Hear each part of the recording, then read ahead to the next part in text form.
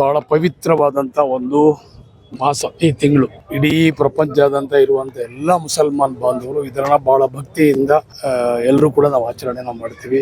ಇದರಲ್ಲಿ ಬರೀ ಉಪವಾಸ ಅಲ್ಲ, ಮನುಷ್ಯ ನಿಜವಾಗಿ ಮನುಷ್ಯತ್ವವನ್ನು ಪಡೆಯುವಂತಹದ್ದು, ತನ್ನ ದೇಹವನ್ನ ಶುದ್ಧೀಕರಣ ಮಾಡುವಂತಹದ್ದು, ತಮ್ಮ ಆತ್ಮವನ್ನ ಶುದ್ಧೀಕರಣ ಮಾಡುವಂತಹದ್ದು, ಇಸ್ಲಾಂ ಧರ್ಮದ ಮೌಲ್ಯಗಳನ್ನ ಜೀವಂತ ಮಾಡುವಂತ ಒಂದು ಬಹಳ ಪವಿತ್ರವಾದಂಥ ಒಂದು ಮಾಸ ಇದು. ಸೊ ನಾವೆಲ್ಲರೂ ಕೂಡ ಬಡವರು, ನಾವೆಲ್ಲರೂ ಕೂಡ ಭಗವಂತನ ಸನ್ನಿಧಿಯಲ್ಲಿ ಸಮಾನರು.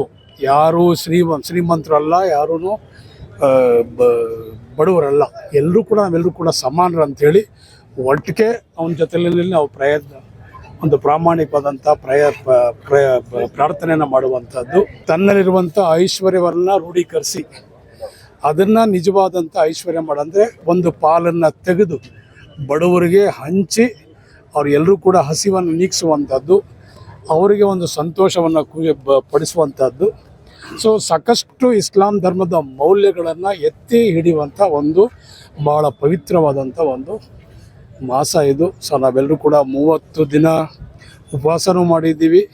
ಎಲ್ಲರೂ ಒಗ್ಗಟ್ಟಾಗಿ ಶಾಂತಿಯಿಂದ ನೆಮ್ಮದಿಯಿಂದ ಇಡೀ ಪ್ರಪಂಚಾದ್ಯಂತ ಇರುವಂಥ ಎಲ್ಲರೂ ಜನರು, ಸಾರ್ವಜನಿಕರು ಎಲ್ಲರೂ ಕೂಡ ಯಾವುದೇ ಧರ್ಮದವರಾಗಿರಲಿ ನಾವೆಲ್ಲರೂ ಕೂಡ ಒಗ್ಗಟ್ಟಾಗಿ ಒಂದು ನಂಬಿಕೆ ವಿಶ್ವಾಸ ನಾವೆಲ್ಲರೂ ಕೂಡ ಬದುಕನ್ನು ಕಟ್ಕೋಬೇಕಂತೇಳಿ ಇವತ್ತು ನಾವು ಪ್ರಾರ್ಥನೆಯನ್ನು ಮಾಡಿದ್ದೀವಿ. ತಾವೆಲ್ಲರೂ ಕೂಡ ಗಮನಿಸಿರ್ಬೋದು, ಸಾಕಷ್ಟು ಇವತ್ತು ಹೋಟ್ಲ್ಗಳೇ ಬಂದಾಗ್ಬಿಟ್ಟಿದೆ.